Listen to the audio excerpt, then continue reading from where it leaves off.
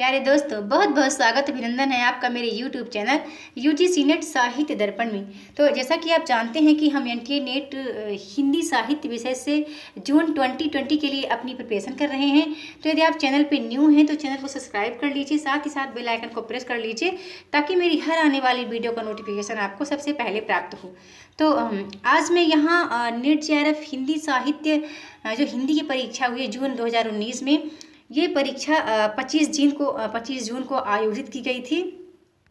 तो आज मैं ये प्रश्न लेकर आई हूँ दोस्तों, और इस प्रश्न के द्वारा मैं आपको बहुत कुछ बताने वाली हूँ। तो वीडियो को प्लीज़ एंड तक देखिए, यानी पूरा देखिए, और इससे आज आप बहुत कुछ सीखने वाले भी हैं। देखिए, एक बात मैं कहना चाहूँगी कि जब भी आप प्रश्नों को सॉल्व करें, यहाँ आज हम हिंदी विषय की बात कर रहे हैं क्योंकि जिस पर अपनी कमांड है उसी की बात करना बेहद अच्छा होगा। तो कहने का आशा है कि आप जिस भी प्रश्न को सॉल्व करें तो पहली बात तो उसके चारों ऑप्शनों को राइट आंसर तो आप कीजिएगा, करते ही हैं, बट उसके चारों ऑप्शनों को भी आप देखें।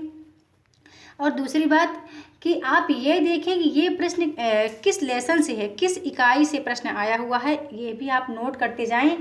और जब भी प्रीवियस ईयर प्रश्न करें। और एक बात बता दूं फ्रेंड्स कि आपको ना 2019 का दिसंबर का और जून 2019 का पेपर करना आपके लिए बहुत ही इम्पॉर्टेंट है, क्योंकि ये पेपर हमारा न्यू सिलेबस के अकॉर्डिंग कराया गया है NTA द्वारा।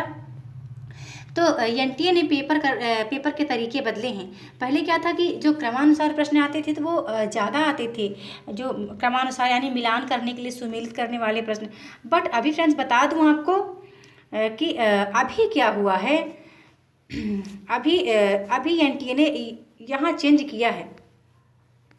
उसने चेंज क्या कर दिया है, उसने चेंज क्या किया है कि पहले वो क्या करते थे कि जो कूट वाले प्रश्न आते थे तो वो इतने ज़्यादा नहीं होते थे, लेकिन अभी कूट वाले प्रश्न वो 25 दे रहे हैं। फिर उन्होंने साधारण प्रश्नों को 40 कर दिया है। फिर अवतरण हमारे 2 यानी अनुच्छेद वाले प्रश्न अब 2 होने लगे, पहले तो एक ही अनुच्छेद आता था। फिर क्या है कि मिलान करने वाले प्रश्न कम से कम 25 से 30 प्रश्न आते थे मिलान करने के लिए, यानी सही जोड़ी मिलाने के लिए, तो अभी 10 ही आ रहे हैं। और एक बात करूं, क्रमानुसार और जो प्रकाशन वर्ष वाले प्रश्न पूछे जाते हैं तो पहले 25 से 30 प्रश्न पूछे जाते थे, लेकिन अभी 10 प्रश्न ही पूछे जा रहे हैं। स्थापना और तर्क के बता दूं 25 से 30 प्रश्न आते थे। ये मैं नहीं कह रही हूँ, ये हमारे प्रीवियस ईयर प्रश्न कह रहे हैं। आपको यकीन न हो तो आप जाइए और प्रश्नों को एक बार एनालिसिस कीजिए, देखिए, आपको खुद आपके सारे डाउट क्लियर हो जाएंगे। तो स्थापना और तर्क वाले जो प्रश्न हैं वो 5 आने लगे हैं। पहले क्या था, 25 से 30 प्रश्न आते थे। तो कहने का आशय है कि क्वेश्चन करने का जो तरीका है वो NTA ने चेंज किया है। पहले एग्जाम को UGC करवाती थी, लेकिन अभी NTA ने अपने तरीक़ों को थोड़ा अलग ढंग से वो एग्ज़ाम लेना स्टार्ट कर दिया है।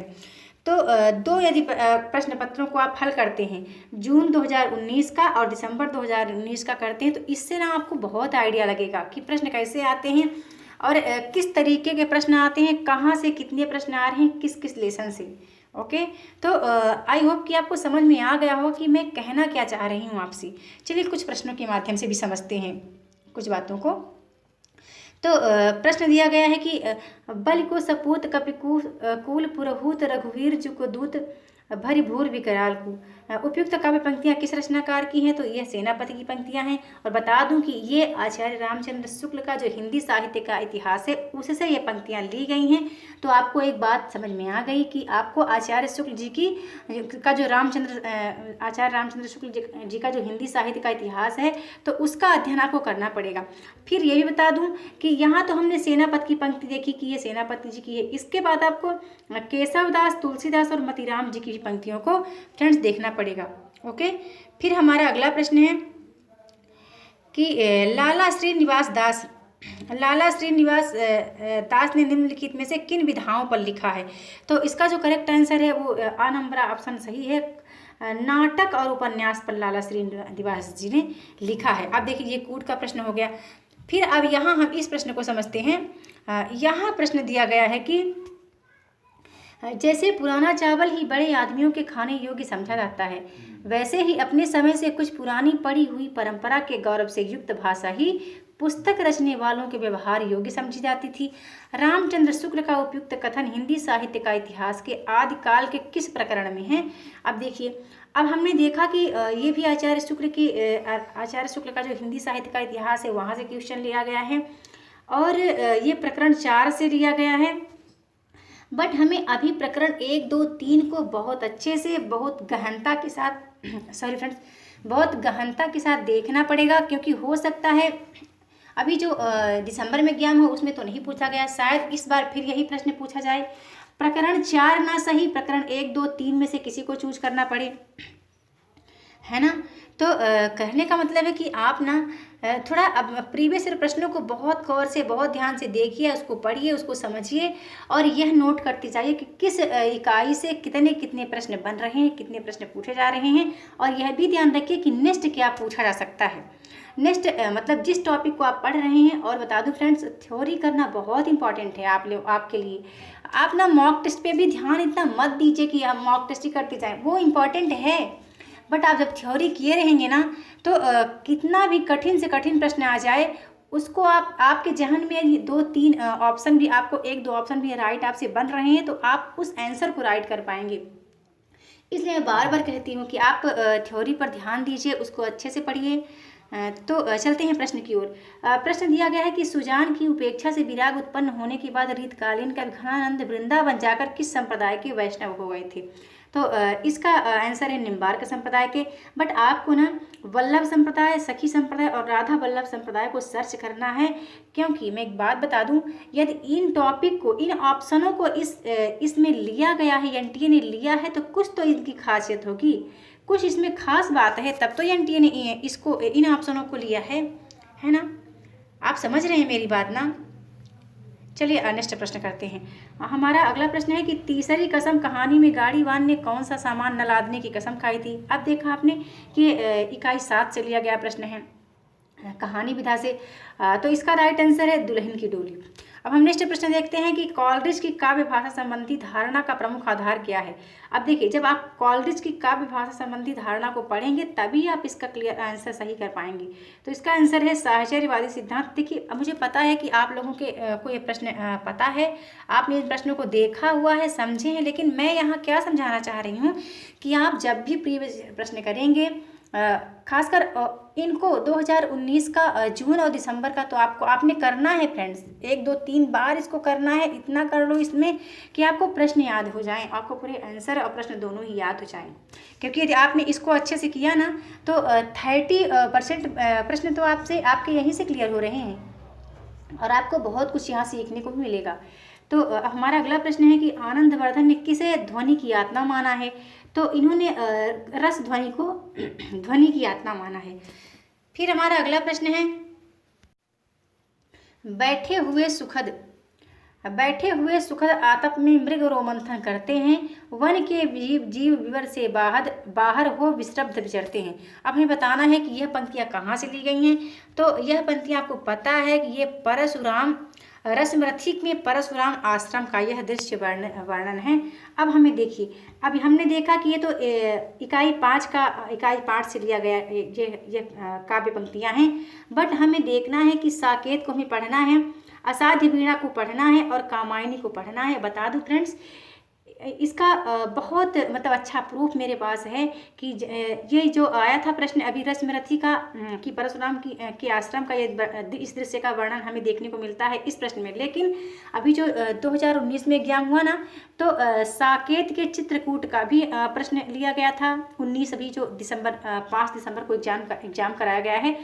फिर कामायनी से भी प्रश्न था और असाध्य वीणा से भी लगभग, मुझे इतना याद नहीं, बट शायद है कि असाध्य वीणा से भी कुछ प्रश्न था।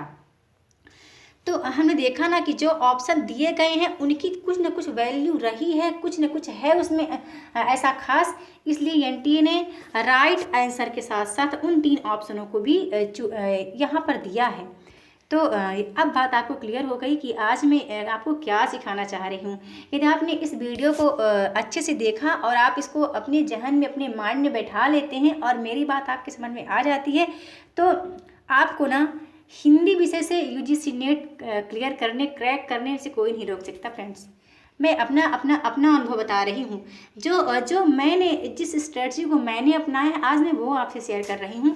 बहुत कम टाइम मेरे पास था जब मैं यूजीसी नेट की तैयारी कर रही थी, बहुत कम था और ज़्यादा कोई गाइड करने वाला भी नहीं था और इतना स्टडी मटेरियल भी मेरे पास नहीं था। बट मैंने बहुत अब जिस दिन मेरे पास JRF होगा उस दिन मैं अपनी स्टोरी आपसे बयां करूंगी। फिलहाल अभी हम चलते हैं अगले प्रश्न की ओर। प्रश्न दिया गया है कि क्या स्त्री होना कोई पाप है। यह प्रश्न कहानी से है, आकाशदीप कहानी से। ये बोलती है, चंपा बोलती है बुद्धगुप्त से कि क्या स्त्री होना कोई पाप है। ये नाविक का दृश्य है, नाव पर समुद्र में नाव के समय का ये दृश्य है। तो अब देखिए इसका राइट आंसर तो आकाशदीप है कि आकाशदीप के संवाद का यह कहानी है। लेकिन अब देखिए हमें दुलाई वाली को पढ़ना पड़ेगा, लाल पान की बेगम को पढ़ना है और परिंदे को पढ़ना ही है, क्योंकि इससे प्रश्न फ्रेंड्स आएंगे। तो आप इस तरह से तैयारी करिए। मतलब मेरे कहने का आशा ये है कि आप ना इस तरह से तैयारी करेंगे तो फिर ना आपको कोई नहीं रोक सकता, मतलब नेट क्लियर करने में आप कर पाओगे। फिर हमारा अगला प्रश्न है, अगला प्रश्न हमें जन्मकाल के अनुसार निम्नलिखित रचनाकारों का सही अनुक्रम यहाँ लगाना है। तो आपको पता है कि पहले सूरदास आते हैं, फिर जायसी हैं, तुलसी हैं, रहीम हैं।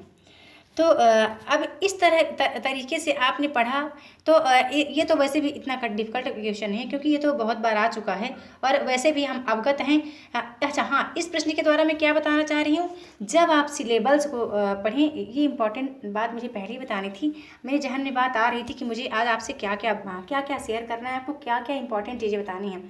तो जब आप सिलेबस को पढ़ें, आप सिलेबस को गहन से पढ़ें, ध्यान से पढ़ें, क्योंकि उसमें दिया गया है कि आपको प्रमुख ही पढ़ने हैं। जो भी दिया है ना, बहुत क्लियरिटी लिखा है फ्रेंड्स कि आपको इनका प्रमुख पढ़ना है। जैसे हिंदी का उद्भव और विकास पढ़ना है, फिर हिंदी कहानी, प्रमुख हिंदी कहानीकार, ऐसा करके प्रमुख उपन्यासकार, प्रमुख निबंधकार, मतलब हैं तो बहुत सारे, बहुत हैं, बट आपको प्रमुख ही पढ़ना है। ठीक है, ऐसा नहीं कि आप बस पढ़ते पढ़ते चले जाओ और एग्जाम पास आ जाए, फिर इसके बाद रिजल्ट आए तो आपने कहा कि पढ़ा तो सब था पर बस किस्मत ही ख़राब थी, है ना। ऐसा नहीं करना है क्योंकि अभी टाइम है, अभी आप ना अपनी सारी कमियों को ना अभी सुधार कर सकते हैं, बता सकते हैं। मैं भी हूँ आपके माध्यम से, मतलब यूजीसी नेट साहित्य दर्पण के माध्यम से आप अपनी कुछ परेशानियों को शेयर कर सकते हैं मेरे साथ। और बहुत सारे चैनल हैं जो कि बहुत अच्छा पढ़ा रहे हैं। मैं तो अभी कुछ भी नहीं हूँ फ्रेंड्स, मैं तो मैंने जीरो से स्टार्ट किया है। तो कहने का मतलब है कि जब भी आप किसी प्रश्न को देखें तो उसको थोड़ा उसकी बारीकियों को भी समझें। ठीक है, चलते हैं अगले प्रश्न की ओर। प्रश्न दिया गया है कि प्रकाशन वर्ष के अनुसार निम्नलिखित संस्मरण कृतियों का हमें सही अनुक्रम लगाना है। तो संस्मरण कृतियों का जो सही अनुक्रम है तो इसका करेक्ट ऑप्शन डी है। पहले स्मृतिकरण आता है, हस हसमत आता है, ली कली है, वन तुलसी की गंध है। तो इसके बाद हम देख रहे हैं कि जो हस हसमत है तो वो है कृष्णा सोबती जी का है शायद, और वन तुलसी की गंध आपको पता है रेणु जी की है। ली कली के लिए मैं श्योर नहीं हूँ, I am so sorry. But हम नेक्स्ट प्रश्न देखते हैं। हमारा अगला प्रश्न है प्रकाशन की दृष्टि से सुरेंद्र वर्मा के नाटकों का सही अनुक्रम लगाना है। प्रकाशन की दृष्टि से हमें सुरेंद्र वर्मा के सही नाटकों को लगाना है। तो इसका हम ऑप्शन देख लेते हैं। तो बताना चाहूँगी दोस्तों कि जो ए नंबर ऑप्शन यहाँ है वो गलत है, वो ये सही नहीं है। मैं आपको बता दूँ, पहले आता है द्रौपदी, ऑप्शन नंबर सी इसका करेक्ट है। तो यानी ए नंबर ऑप्शन नहीं है, ऑप्शन नंबर इसका जो सा है वो करेक्ट है। पहले द्रौपदी आता है, द्रौपदी का प्रकाशन वर्ष 1972 है। फिर आता है 8वां सर्ग है तो 1976 में प्रकाशित हुआ। फिर शकुंतला की अंगूठी है जो कि 1990 में प्रकाशित हुआ। फिर रति का कंगन है जो कि 2010 में प्रकाशित हुआ है। तो ये इसका राइट आंसर है, और जबकि ये जो ऑप्शन है ये गलत है। ओके, फिर चलते हैं अगले प्रश्न की ओर। तो हमारा प्रश्न दिया गया है, प्रश्न है कि निम्नलिखित ग्रंथों को उनकी रचयिताओं के साथ सम्मिलित करना है। तो बता दूं ये कई बार एग्जाम में रिपीट हुआ है, और ये जो प्रश्न है, हाँ एक बात यही बताना भूल गई कि बहुत सारे ये प्रश्न जो है रिपीटेड प्रश्न हैं, तो आप इस तरफ भी गौर कीजिएगा। ओके, तो अब देखते हैं कि इसका जो करेक्ट ऑप्शन है वो यहाँ दिख नहीं रहा, 2 नंबर इसका ऑप्शन सही है। हम देख लेते हैं जो पेर इत्सुत ग्रंथ है वो किसका है। तो ये लोनजाइनस का है, फिर द सीक्रेट वुड जो है फ्रेंड्स, द सीक्रेट वुड जो है वो टी.एस. इलियट की है, और जो पोएटिक्स है वो अरस्तु की का ग्रंथ है, और बायोग्राफिया लिटरेरिया जो है वो कॉलरिज का है। तो इसका जो करेक्ट ऑप्शन हम देख लेते हैं, तो इसका करेक्ट ऑप्शन द सही है। यहाँ पर टिक किया नहीं गया है, इसका द जो करेक्ट ऑप्शन है वो सही है। आई होप कि आप इसको मिला लेंगे। फिर चलिए अगले प्रश्न की ओर चलते हैं। प्रश्न दिया गया है कि जुंग के अनुसार पिता पर अधिकार जमाने के लिए लड़की की अपनी माँ से प्रतिस्पर्धा को किस ग्रंथ के रूप में जाना जाता है। तो ये न्यू प्रश्न है, ये बिल्कुल नया है, ऐसा प्रश्न कभी नहीं पूछा गया था। तो बता दूं कि 45 से 50 तक के प्रश्न हो सकते हैं आपके नए ही आएंगे, जो कि एग्जाम में कभी नहीं पूछे गए हैं। ओके, और 50 या 45 प्रश्न आपके प्रीवियस ईयर ही रिपीट होंगी। तो प्लीज़ आप मेरी बात को आज ध्यान से सुनिएगा। आज की वीडियो फ्रेंड्स बहुत ही इम्पॉर्टेंट है। इन प्रश्नों के द्वारा ही मैं अपनी बात आपके समक्ष रखना चाह रही हूँ कि आप इस तरीके से पढ़ें तो वाकई आप इसको क्लियर कर पाएंगे। अब देखिए, मैंने अभी एक दो दिन बाद ही मैंने हिंदी रंगमंच पर एक वीडियो अपलोड की है।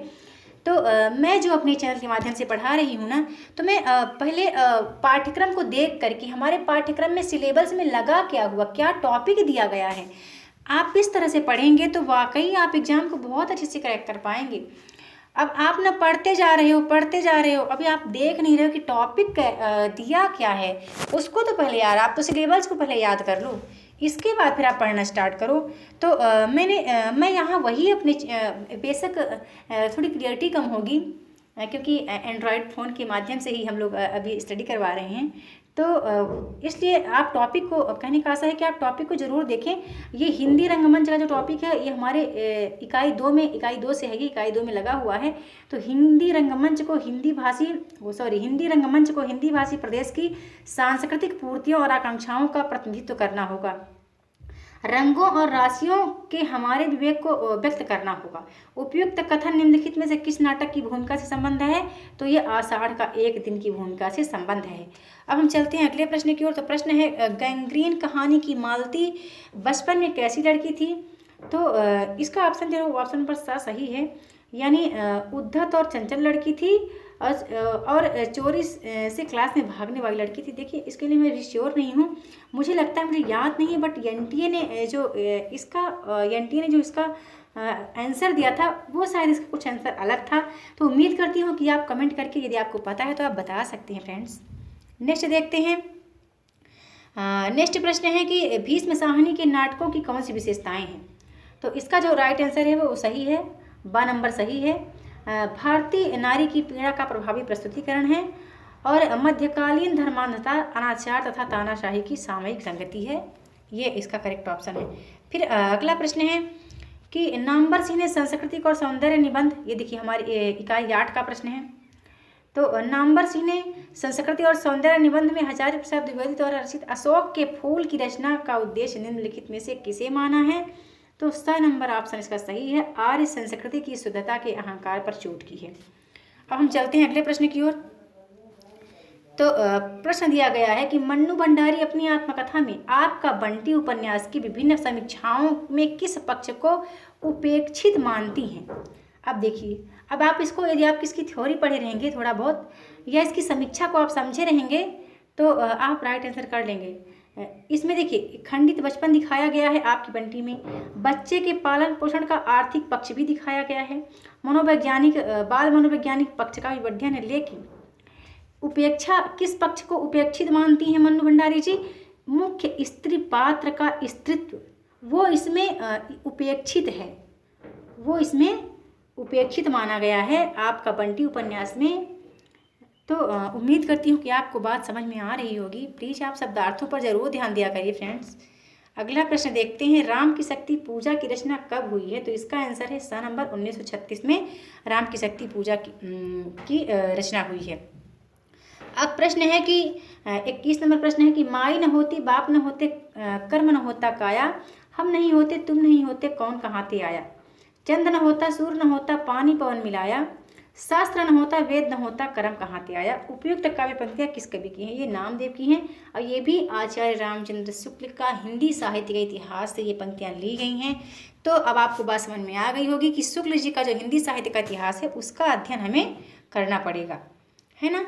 फिर हम चलते हैं अगले प्रश्न की ओर। प्रश्न दिया गया है कि अपभ्रंश के जो नमूने हमें पद्यों में मिलते हैं वे उस काव्य भाषा के हैं जो अपने पुरानेपन के कारण बोलने की भाषा से कुछ अलग, बहुत दिनों तक आदिकाल के अंत क्या उसके पीछे तक पोथियों में चलती रही। उपयुक्त कथन किसका है आपको बताना है। तो ये आपको पता है फेमस पंक्ति है, कई बार एग्जाम में पूछी भी गई है, आचार्य शुक्ल जी की यह पंक्ति है। फिर हमारा प्रश्न है, ये इकाई 1 से है कि प्रश्न दिया गया है कि निम्नलिखित में से कौन सी भाषा संविधान की 8वीं अनुसूची में है। तो नेपाली को 8वीं अनुसूची में शामिल किया गया है। और आप हैं और नहीं हैं पे आप जरूर ध्यान दीजिएगा। तो क्योंकि बहुत मिस्टेक होता है एग्जाम टाइम, कभी कभी हम गलतियां कर बैठते हैं और हैं या नहीं हैं के लिए हम मिस्टेक कर जाते हैं और वहाँ पर हमारा आंसर कभी कभी इनकरेक्ट हो जाता है। अब हम देखते हैं कि अगला प्रश्न है कि हिंदी पर सामासिक वहन के दायित्व का संविधान के किस अनुच्छेद में निर्धारित है। सॉरी फ्रेंड्स, हिंदी पर सामासिक संस्कृति के वहन का दायित्व संविधान के किस अनुच्छेद में निर्धारित है। तो अनुच्छेद 351 में निर्धारित है। तो उम्मीद करती हूँ कि आप ना थ्योरी पढ़ेंगे। और देखिए मैंने कहा ना कि अभी आपको इन तीनों ऑप्शनों पर ध्यान देना है।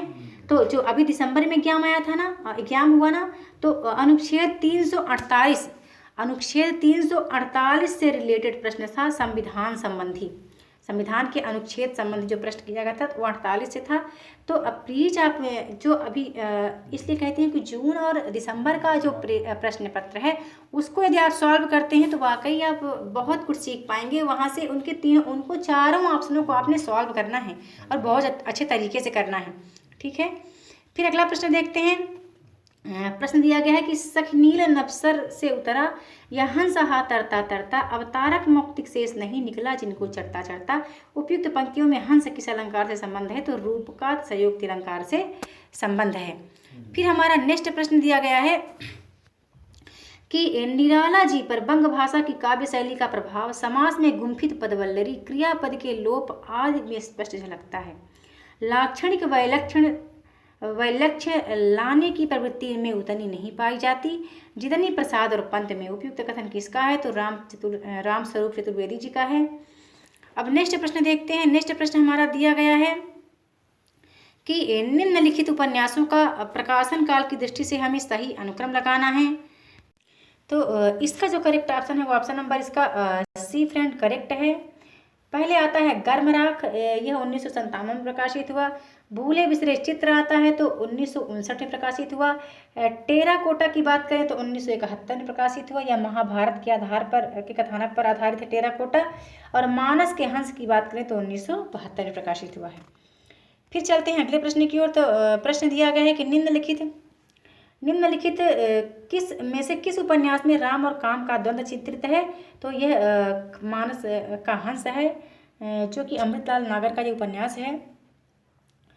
और ये सभी उपन्यास उन्हीं के हैं। तो उम्मीद करती हूँ कि आपको मेरी बात समझ में आ गई होगी कि हमको इसका भी विषय वस्तु देखना है, अमृत और विष का, खंजन नयन का और नाच्यो बहुत गोपाल का भी, है ना। अब अगला चलते हैं अगले प्रश्न की ओर। तो नई कविता के प्रथम अंक में निराला की किस कविता का अनेक कवियों द्वारा सामूहिक रूपांतर प्रकाशित हुआ था। तो इसका आंसर जूही की कली है। फिर हम यहाँ देखते हैं अपना लास्ट, यानी यहाँ मैं 30 प्रश्नों को ही सॉल्व करना चाह रही हूँ। यदि आपको ऐसा लगता है कि मुझे नेक्स्ट प्रश्न सॉल्व करवाना चाहिए तो प्लीज़ आप कमेंट करके बताना, मैं आगे उन प्रश्नों को भी लेकर आऊँगी। ये प्रश्न दिया गया है कि अभिनव गुप्त के अनुसार हमें बताना है कि साधारणीकरण के संबंध में हमें बताना है। तो इसका जो आंसर है उसका नंबर सही है, यानी का नंबर मानव मन में वासना रूप में स्थित स्थायी भाव का साधारणीकरण होता है। और साधारणीकरण की अवस्था में प्रेक्षक स्व पर के बंधन से छूट जाता है। इतने ही प्रश्नों को हमने लिया है। इन प्रश्नों के द्वारा मुझे आज अपने मन की बात आपसे कहनी थी कि आपको पढ़ना किस तरीके से है। तो उम्मीद करती हूँ कि आपको ये वीडियो पसंद आए। और दोस्तों, यदि आपको ये वीडियो पसंद आती है तो प्लीज़ आप चैनल को सब्सक्राइब, लाइक शेयर सब्सक्राइब करना ना भूलें। जल्द मैं मिलती हूँ अपने नेक्स्ट वीडियो में न्यू टॉपिक के साथ। और वीडियो देखने के लिए बहुत बहुत धन्यवाद।